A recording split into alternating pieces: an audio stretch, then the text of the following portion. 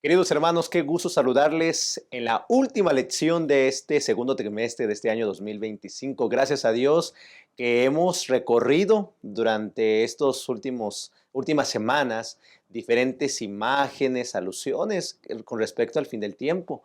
Y hemos llegado entonces a la lección número 13, Imágenes del fin. Ese es el título que vamos a abordar en esta lección. Así que le invitamos para que en los siguientes minutos se quede con nosotros y por favor comparta allí en el chat, en la caja de comentarios, qué fue lo que aprendió durante este trimestre. Así que yo le invito para que en el cuadro de comentarios conteste esta pregunta: ¿qué aprendió? ¿Qué lección le gustó más? ¿Qué aprendió? Pues, porque la verdad tengo que repetirlo, porque es importante tener esa retroalimentación de lo que está o adquirido del conocimiento de la palabra de nuestro Dios. Así que en esta última lección vamos a abordar historias de Jonás, vamos a hablar de Belsasar, e incluso vamos a hablar de Ciro. Durante estos siguientes minutos vamos a abordar esos tres personajes de tal manera que usted tenga un buen conocimiento para aplicarlo al terminar esta lección en su clase de escuela sabática. Mientras quiero darle la bienvenida a los pastores que están con nosotros, que es un gusto poderles saludar, que toman tiempo también para poder compartir de sus conocimientos, que atienden de la palabra de Dios. Y me da gusto saludar al pastor Jorge Pérez, al pastor Job Alcázar. Bienvenidos, pastores. Qué gusto saludarles. Pastor Jorge, bienvenido. Gracias, mi pastor, y también es un gusto poder estar con ustedes, compartir con la palabra de Dios estos comentarios y como siempre mandar saludos a todos nuestros hermanos que nos visitan. Y estuve viendo algunos comentarios, ¿verdad? Algunos comentarios que están ahí y del Perú, de Ucrania, incluso vi algunos mensajitos ahí, así que nos da gusto que nos sigan y le invitamos, ¿verdad?, para compartir esta transmisión. Muchas gracias, bienvenido, pastor Jorge. Pastor Job, también bienvenido. Gracias, qué alegría poder compartir con ustedes este momento de estudio y hermanos y hermanas igualmente, que Dios sea con ustedes en su vida personal, en el estudio de esta lección, proyecto de escuela sabática que tenemos a nivel mundial, que Dios nos ayude a poder continuar y sacar lecciones para nuestra vida. Un fuerte abrazo a todos. Muchas gracias, pastor Job. Bueno, vamos a abordar los 3 puntos de este estudio. Van a aparecer en su pantalla. El primer título es un mensaje de arrepentimiento. El segundo tema es un mensaje contra la soberbia. Y el tercero, un mensaje de esperanza.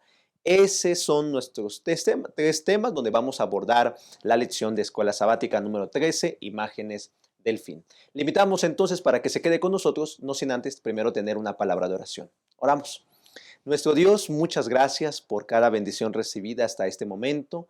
Gracias por esa lección que hemos estudiado durante las últimas 13 semanas. Y al entrar en esta última parte, en esta última lección, queremos pedirte, Dios, que sigas guiando nuestro conocimiento para poder entender tu palabra y que tu Santo Espíritu nos ayude a tomar decisiones para vida eterna. Guíenos en este repaso, lo suplicamos en el nombre de nuestro Señor Jesucristo. Amén. Muy bien, vamos a abordar, primero vamos a visualizar el versículo de memoria que va a aparecer en su pantalla en los siguientes minutos. Vamos a un corte y regresamos.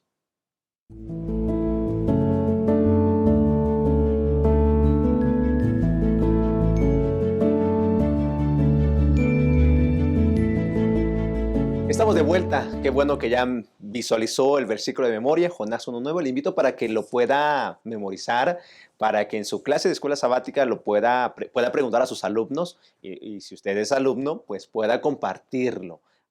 Recordemos la palabra de nuestro Dios, grabémosla en nuestro corazón. En este caso es Jonás 1:9, el versículo de memoria. Hablemos entonces de Jonás, un profeta renuente. Bueno, pero nuestro título de esta parte la hemos titulado Un mensaje de arrepentimiento.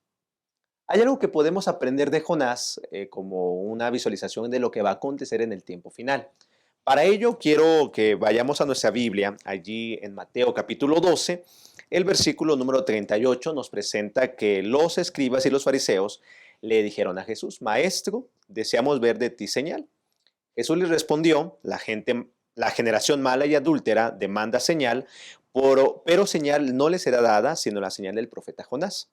Porque como estuvo Jonás en el vientre del gran pez 3 días y 3 noches, así estará el Hijo del Hombre en el corazón de la tierra 3 días y 3 noches. Los hombres de Nínive se levantarán en el juicio con esta generación y la condenarán, porque ellos se arrepintieron a la predicación de Jonás. He aquí más que Jonás en este lugar. Pastores, estamos hablando entonces de Jonás, un mensaje de arrepentimiento. ¿Qué podemos aprender de la experiencia que tuvo Jonás en Nínive, incluso de su ida a Tarsis? ¿Qué podemos aprender de esta experiencia de este profeta, visualizando lo que está aconteciendo en nuestro presente, pero que va a acontecer en el tiempo final? Pues debemos mirar que Dios lo primero que hace es darle una orden a Jonás de ir a predicar, de ir a predicar. Esto quiere decir que Dios le hace un llamado con un propósito que tenía que ver de llevar el arrepentimiento, ¿no? Un mensaje de arrepentimiento a los de Nínive. Ujú. Sin embargo, vemos una actitud contraria, ¿no? Una actitud, aunque vemos más adelante, por ejemplo, en el capítulo 4 de Jonás, que Jonás ahí hace mención que él no quería ir porque Dios es un Dios clemente, piadoso, tardo en enojarse y de grande misericordia. No queda ahí para salvarla, ¿no? Exactamente, no, él no quería porque se iba a salvar, no quería que se salvara. Entonces, y es interesante esa perspectiva, pero hoy en día podemos mirar que nuestra vida no sería la misma si no fuese ese mismo llamado que Dios nos hace. Estaba viendo recientemente un comentario de una persona famosa y dice que por su testimonio, su forma de vivir, su forma de andar, mucha gente ha cambiado. Y él dice, se siente muy bonito esa experiencia. Entonces, cuando nosotros recibimos ese llamado de Dios y respondemos, y entonces miramos cómo las personas son transformadas, son tocadas, eso nos causa alegría, debería causarnos alegría. El desafío que hoy tenemos realmente es que cuando se invita a hacer la obra misionera, a llevar un mensaje de esperanza, son unos cuantos, ¿no? Unos cuantos. Entonces, ahí es donde nosotros cobramos esa responsabilidad. Interesante la postura de Jonás contrastándola con Jesús. Por eso creo que la base de entender estos pensamientos de la época de Jonás con el tiempo del fin es bien interesante resaltar eso. Lucas 11:30 dice, porque así como Jonás fue señal a los ninivitas, también será el Hijo del Hombre a esta generación. Es decir, que la condición de Jonás y la situación de Jonás y lo que sucedió en aquella época refleja lo que hoy en día estamos viviendo. ¿Qué es lo que refleja? Bueno, lo que ya comentaste, pastor, Jonás no deseaba ir a Nínive para salvar, ¿verdad? Él no quería hacerlo porque sabía que iba a implicar salvación para ellos y no quería ir. Contrastamos con Jesús en ese tiempo del fin. Jesús vino voluntariamente a darse por nosotros, para darnos salvación, ¿no? Entonces, ahí empezamos a contrastar esto. También la lección menciona que así como Jonás pasó 3 días en un pez, ¿verdad? En una ballena, en ese sentido, pero por sus pecados, ¿no? En el caso de Jonás, por su rebeldía. En cambio, Jesús pasa 3 días en la tumba, pero por los pecados tuyos y míos. Claro. Entonces, se dan cuenta cómo el contraste y cómo la historia de Jonás ejemplifica lo que también Jesús hizo y digamos que es un tipo y antitipo de las condiciones de salvación que el humano requiere en ese sentido.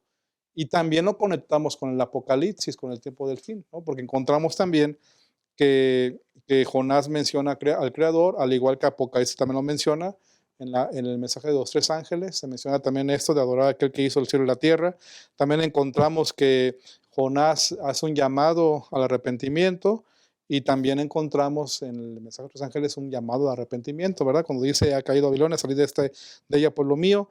Y bueno, también hay un aviso de destrucción que Jonás anuncia a Nínive, que también está profetizado en Apocalipsis, que hay un anuncio de destrucción de esta tierra.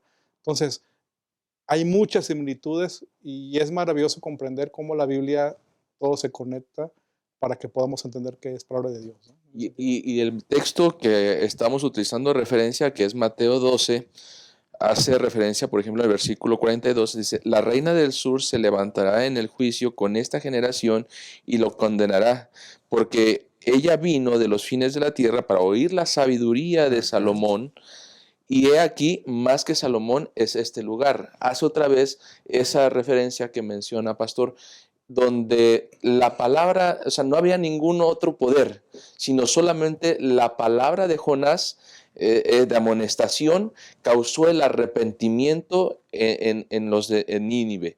Y en el caso de la reina de Saba, cuando visitó a Salomón, solamente con la sola palabra, ella pudo darse cuenta. Entonces Jesús aquí hace referencia a eso, pues más que ellos dos hay, ¿no? Refiriéndose a Jesús, que debería ser la palabra sola de Jesús Ujú. suficiente para tocar y transformar las vidas de las personas. Un mensaje de arrepentimiento que llevó a este pueblo, debe entenderlo, que no era judío, un pueblo pagano, Nínive, los llevó al arrepentimiento. ¿Ustedes creen que Dios puede salvar a la humanidad hoy en el presente? Si lo hizo con Nínive, lo hará en el presente en nuestro Señor. Sin embargo, saben, hay muchos de nosotros que somos como Jonás y queremos agarrar esta línea. ¿Por qué? Porque aunque estamos viendo esta imagen de Jonás, de Nínive, y la estamos aplicando en el tiempo del fin, hay muchos de nosotros que podemos y somos como Jonás porque huimos de la misión. Como dice Jonás 1:3, y Jonás se levantó para huir de la presencia de Jehová a Tarsis y descendió a Jope y halló una nave que partía para Tarsis y pagando su pasaje, entró en ella para irse con ellos de Tarsis lejos de la presencia de Jehová. Dice el Salmo 139 que aunque vayamos al sepulcro, aunque vayamos a cualquier lugar, no nos podemos esconder en la presencia de Dios. Pero sabes, querido hermano, muchos de nosotros somos Jonás, huimos de la misión. Dios nos ha llamado a ir a predicar este evangelio a todo el mundo. Enseñemos. Y dice incluso Marcos 16:16, el que creyere y fuere bautizado será salvo, mas el que no será condenado.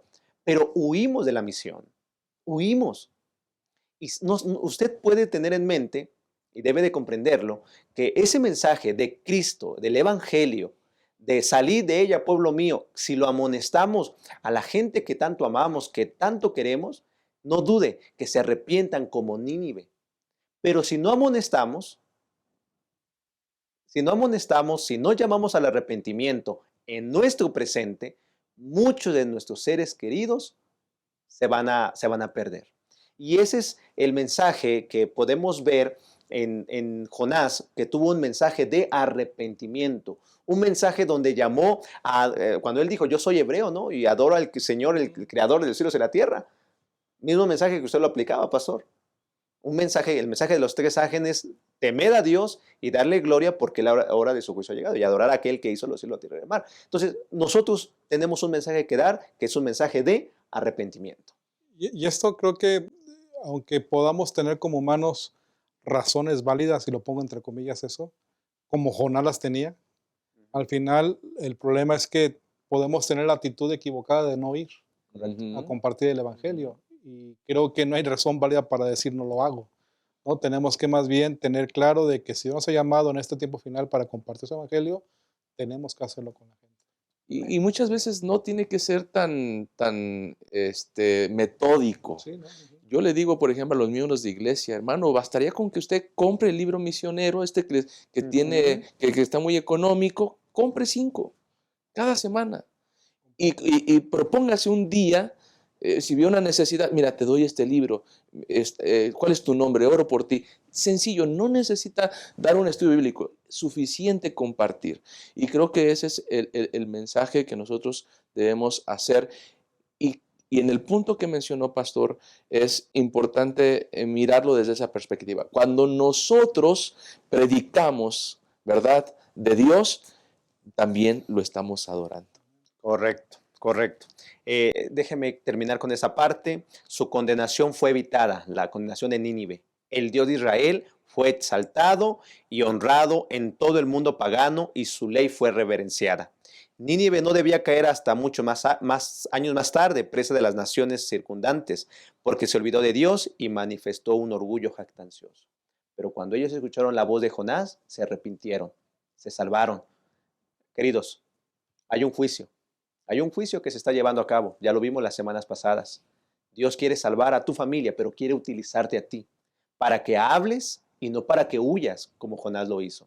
Dios es un Dios misericordioso, clemente, compasivo. Él nos ha dicho, estoy contigo, todos los días hasta el fin del mundo. Entonces prediquemos este evangelio. Puedes comprar libros, puedes regalar un enfoque, puedes dar un estudio bíblico si es el caso, puedes apartar un tiempo, pero hazlo. Dios nos va a utilizar porque el mensaje que hoy tenemos es un mensaje de arrepentimiento. Vamos a una pausa, regresamos, vamos a una pausa, pastores, estamos en Creciendo en la Palabra, regresamos entonces para abordar un mensaje contra la soberbia.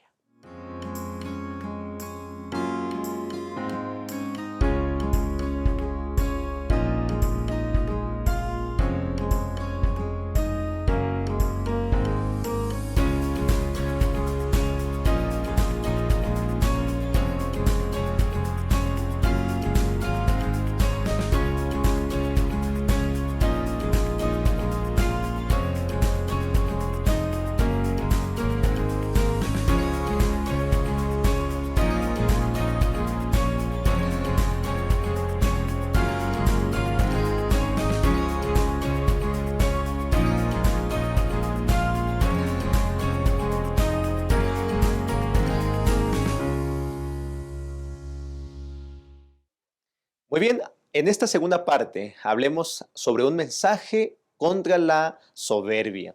Y es que aunque tengamos un mensaje de arrepentimiento que dar, Jesús dijo que hay muchos terrenos totalmente diferentes cuando cae la semilla del Evangelio. Algunos, como Nínive, escuchan, se arrepienten, son salvados. Pero otros, la semilla no germina, no se permite cultivar. Y ese es el caso de Belsasar. Tenemos una historia allí en Daniel capítulo 5, donde Daniel le dice a Belsasar, y en el capítulo 5, versículo 22, y tú, su hijo Belsasar, haciendo una referencia a Nabucodonosor, no has humillado tu corazón sabiendo todo esto, sino que contra el Señor del cielo te has ensoberbecido e hiciste traer delante de ti los vasos de su casa, tú y tus grandes, tus mujeres y tus concubinas, bebiste vino en ellos, además de esto, diste alabanza a dioses de plata y oro, de bronce, de hierro, de madera y de piedra, que ni oyen, ni ven, ni saben, y al Dios en cuya mano está tu vida y cuyos son todos tus caminos, nunca honraste. Belsasar fue condenado su juicio fue contra él, de que él no aprendió de Nabucodonosor, su abuelo. Cerró su corazón, fue soberbio, no le interesó, y eso le trajo condenación, le trajo muerte. Y no solamente la muerte de él, sino también la caída del imperio de Babilonia. Pastores, ¿qué podemos aprender de Belsasar? ¿Qué podemos aprender de él como rey, que tiene que ver igual como una figura con el contexto del tiempo del fin? Pues lo que miramos es que Belsasar abusó de la soberbia, ¿no? Que es precisamente el título para esta sección de esta lección, y abusó de la soberbia. ¿Por qué abusó de la soberbia? La historia nos dice en el capítulo 5 de Daniel que Belsasar sabía perfectamente lo que le había pasado a su abuelo Nabucodonosor, y que la idea era que él pudiera aprender de esa historia.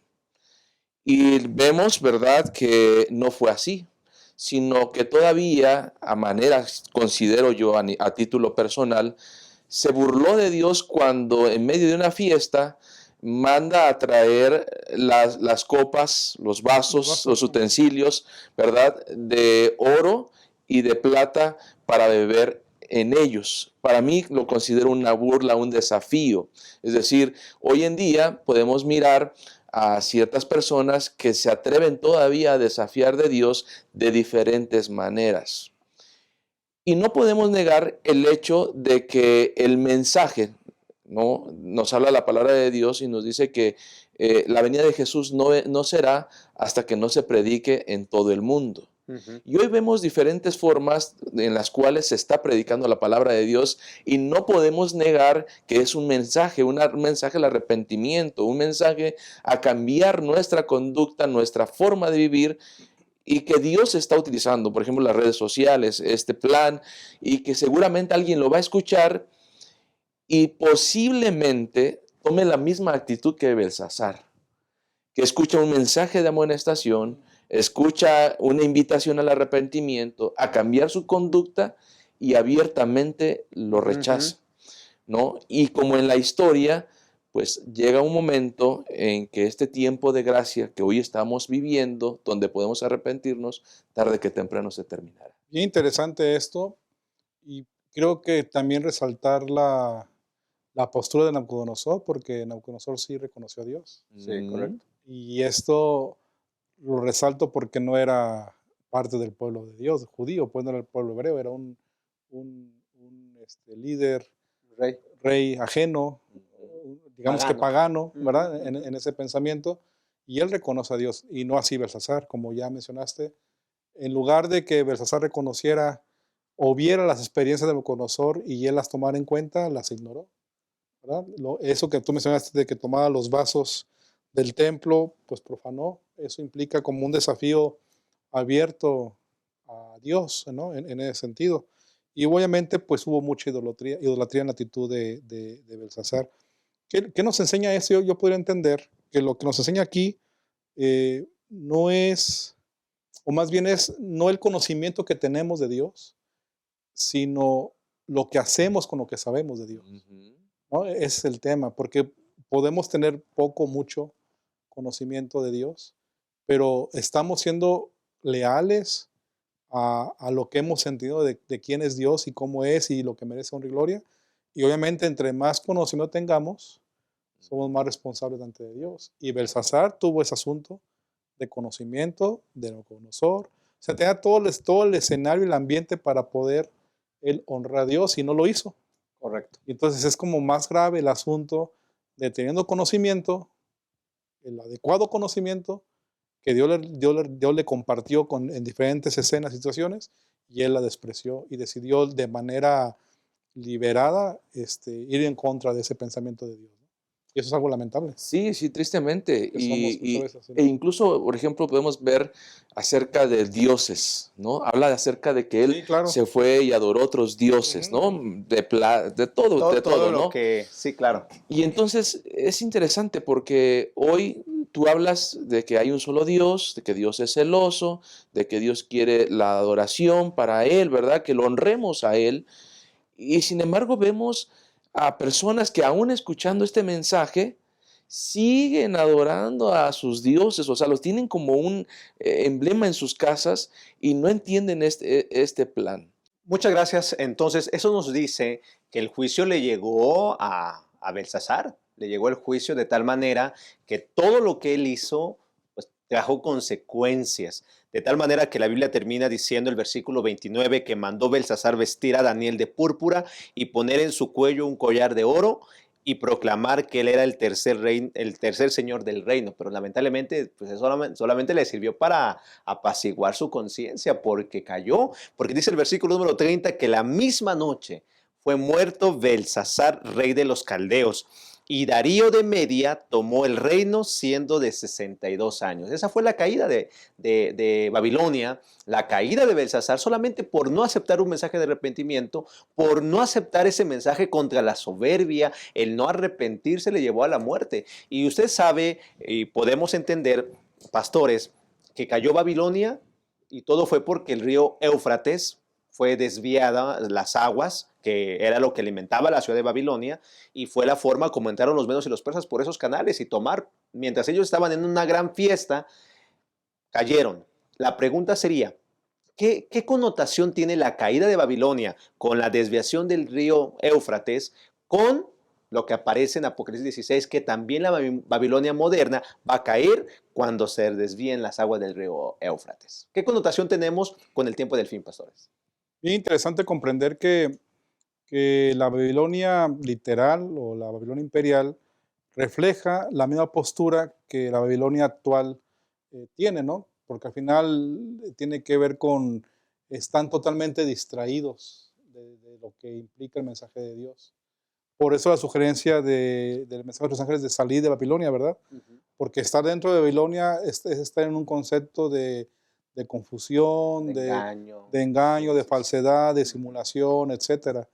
Y así como la condición de Ciro fue invadir a través del río, ¿verdad? Éufrates, y conquistar o derrocar a Belsasar.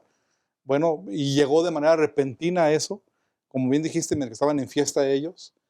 Tiene que ver también con la referencia de Apocalipsis, donde habla precisamente que la sexta plaga es como un reflejo, como un eco de esa representación del río Éufrates seco, Ujú. como preparando la venida de Jesús.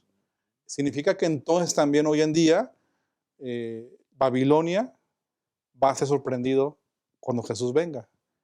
Es decir, Babilonia no va a estar esperando a Jesús, sino va a estar haciendo todo y viendo todo con filosofías o ideas totalmente fuera del plan de Dios, y cuando Jesús venga, pues va a ser sorpresivo. Y creo que hay que especificar que la sorpresa es para los que estén en Babilonia. Claro. Los que están fuera de Babilonia y que escuchen la voz del Señor, aunque no sabemos el día y la hora cuando Jesús vendrá, su venida no será sorpresiva.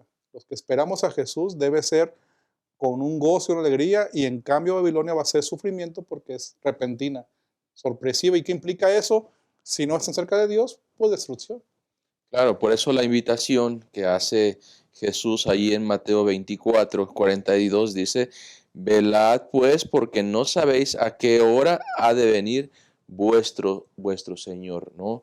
Y como bien menciona, pastor, es una amonestación que, o más bien una invitación que nos hace Dios, número uno, como hemos estado estudiando, una invitación al arrepentimiento, a escuchar su voz, a cambiar nuestra vida, a entregarnos al Señor, porque como dice aquí, nadie sabe la hora en que el Señor vendrá. Y yo creo que ese es un asunto que hoy en día estamos mirando con mayor precisión. La gente está en todo, no quiere compromiso con Dios, prefiere estar en el ambiente de Babilonia, ¿no? Y entonces va a llegar el momento en que el Señor va a venir por segunda vez y con ello el galardón para todos aquellos que le estén esperando. Correcto. Entonces, queridos hermanos, la misma situación que le tocó a Belsasar nos puede también pasar a nosotros. Podemos decir, Cristo no viene. Vamos a aplicarlo a nosotros como miembros. Cristo no viene. Voy a seguir en mi pecado. Y aunque yo sé la consecuencia, sé del juicio, lo voy a ignorar. Bueno, tarde o temprano el juicio nos va a alcanzar y podemos nosotros salir chasqueados. Recuerda que Jesús dijo, no todo aquel que me dice Señor, Señor entrará en el reino de los cielos, sino aquel que hace la voluntad de mi Padre. Entonces, nosotros tenemos que estar muy alertas. Y el pasaje que usted dijo hizo referencia, incluso termina diciendo allí en Apocalipsis 16, cuando dice que el gran río Éufrates se secó, dice el versículo 15, he aquí yo vengo como ladrón, bienaventurado el que vela y guarda sus ropas para que no ande desnudo y vean su vergüenza. Él viene pronto. Este mensaje contra la soberbia hay que predicarlo, porque hay muchos corazones que aún no se arrepienten. Dios nos va a ayudar en ello. Pero le habla usted, querido amigo, querido hermano, hermana. Tengamos cuidado de no ser soberbios. Ignorar lo que estamos aprendiendo, porque el Señor viene y viene pronto y no vayamos a salir chasqueados. Incluso Jesús dijo, cuando venga el Hijo del Hombre será el lloro y el crujir de dientes. Pastores, hemos llegado al final de esta segunda parte. ¿Les parece si vamos a una pausa? ¿Sí? Vamos a una pausa, regresamos. Estás en Creciendo la Palabra y regresamos con un mensaje de esperanza. Amar es un verbo para vivir y compartir. Juan decía que el que no ama no conoce a Dios, porque Dios es amor. Muestra que el amor es real en ti. Entonces anda cada día con Jesús, para mirar a los otros con los ojos del Padre. Deja que el amor de Dios motive tus pensamientos hacia los demás y tus acciones por ellos. Mira con simpatía, sin hacer ningún tipo de discriminación. Y di solamente cosas buenas sobre los hermanos. Amar. Esta es nuestra misión. Muy bien, entonces en esta última parte, después de esta breve pausa, abordamos este mensaje de esperanza. Queridos, tenemos un mensaje que amonestar, un mensaje de arrepentimiento, un mensaje contra la soberbia, pero un mensaje de esperanza. Y somos llamados, no podemos huir como Jonás, porque muchas almas pueden perecer por no amonestar, por no hablar como a nosotros nos lo hicieron. Un familiar, un amigo nos habló de este evangelio y por ello estamos aquí. Y segundo libro de Crónicas, capítulo 36, del versículo 22 y 23, el segundo libro de Crónicas en la Biblia hebrea es como termina. ¿Sí? Nosotros regularmente en nuestra Biblia que tenemos, termina el último libro del Antiguo Testamento, es Malaquías. Pero en la Biblia hebrea, el Antiguo Testamento termina con segundo libro de Crónicas. Y en este segundo libro de Crónicas, en los últimos dos versículos, dice así: mas el primer año de Ciro, rey de los persas, para que se cumpliese la palabra de Jehová por boca de Jeremías, Jehová despertó el espíritu de Ciro, rey de los persas, el cual hizo pregonar de palabra y también por escrito por todo su reino lo siguiente: así dice Ciro, rey de los persas: Jehová, el Dios de los cielos, me ha dado todos los reinos de la tierra, y él me ha mandado que le edifique casa en Jerusalén, que está en Judá. Quien haya entre vosotros de todo su pueblo, sea Jehová su Dios con él, y suba. A Ciro, el ungido de Jehová, el único que se le menciona la palabra el ungido a un pagano, porque recuerden que Ciro no era judío, sino era parte de los persas, Dios lo llama. Y él dice: el Dios de los cielos, el que me ha dado la tierra, el mismo asunto, el Señor de los cielos y la tierra, me ha mandado, edifícame una casa. Podemos decir que Ciro recibió este mensaje y cumplió la palabra de Dios al permitir que el pueblo que estaba en Babilonia regresara, bueno, que estaba en esclavitud regresara a Jerusalén. ¿Qué connotaciones podemos tener en Ciro, el ungido de Dios, que tiene que ver con el tiempo del fin? ¿A quién estaba prefigurando? ¿Quién era el antitipo que era Ciro? ¿A quién estaba haciendo referencia, pastores? Bien interesante ver esta explicación o este entendimiento bíblico, porque es una referencia a Jesús, de lo que Jesús puede hacer por ustedes y por mí. Se utiliza a la persona de Ciro, que es una persona que en cierta manera es un instrumento de Dios totalmente para bendecir a su pueblo, ¿no? En ese contexto. Y hasta inclusive le llama ahí en Isaías 44, versículo 28, yo soy el que hice de Ciro, es mi pastor. ¿Verdad? La referencia a Dios, a Jehová, a Jesús, y cumplirá todo lo que yo quiero. Al decir a Jerusalén serás edificada y al templo serán puestos tus cimientos. Y el versículo 7 también dice, de 45, Isaías 45, versículo 7, yo formo la luz y creo las tinieblas, hago la paz y creo la adversidad. Solo yo, Jehová, soy el que hago todo esto. Así que este encargo de Dios que hace para con Ciro representa lo que Jesús es también en nuestras vidas. Y también quiero agregar que Dios puede utilizar a la gente, aunque no sea parte de su pueblo, para cumplir su misión o su objetivo en ese sentido, sus propósitos en ese sentido. Así que esto es para resaltar cómo Dios mismo le llama a Ciro como el ungido, ¿verdad? Que tiene clara evidencia o clara referencia a Jesucristo. Sí, claro, y aparte la lección nos invita a hacer esta comparación entre Nabucodonosor y Ciro. Nabucodonosor se lleva cautivo al pueblo de Israel, ¿no? De alguna manera lo somete, y en cambio Ciro ahora es quien les da la libertad y da la orden de reconstrucción del templo. Y esto pues nos invita también a mirar en esa y misma línea lo que Jesús es para cada uno de nosotros, ¿no? El enemigo de Dios, Satanás, nos hace cautivos del pecado, nos lleva cautivos en el pecado, y el plan de Dios a través de Cristo Jesús es darnos esa libertad, ¿no? Y hace también la comparación entre Ciro cuando da esta orden de reconstrucción del templo, cuando Jesús también comienza o inaugura su ministerio en el santuario celestial. ¿Esto qué quiere decir? Que Jesús pasa, ¿verdad?, del lugar santo al lugar santísimo, y ahora tenemos un sumo sacerdote que intercede por cada uno de nosotros. Y eso es muy importante porque en esa perspectiva podemos entender que Jesús ahora es el que intercede ante nosotros, ante el Padre por nosotros. Amén. Es decir, aun cuando Satanás puede acusarnos, aun cuando Satanás puede señalarnos, es que hizo tal, se equivocó tal, él no se merece tu gracia, él no merece la misericordia, es cuando Jesús entra en esto y dice, bueno, yo morí por él, ¿verdad? Y aquí están las marcas. Es algo que escapa a nuestra mente, pero que podemos disfrutar cuando nosotros aceptamos creer en Cristo Jesús. Amén. Entonces, Ciro es una prefigura de Cristo, que da liberación, que da salvación, y me refiero a Cristo la salvación. Y este hombre, Ciro, reconstruyó el templo, mismo que era una preparación para el pueblo de Israel regresar a su tierra. Nosotros regresaremos muy pronto a Canaán, Amén. al cielo, con Cristo. Qué maravilloso será. Pero mientras ese día llega, tenemos un mensaje que dar, ¿no? Un mensaje de arrepentimiento, un mensaje contra la soberbia, un mensaje de esperanza que muy pronto viviremos con aquel que nos dijo, voy pues a preparar lugar para que donde yo estoy, vosotros también estéis. Qué maravilloso va a ser eso, queridos.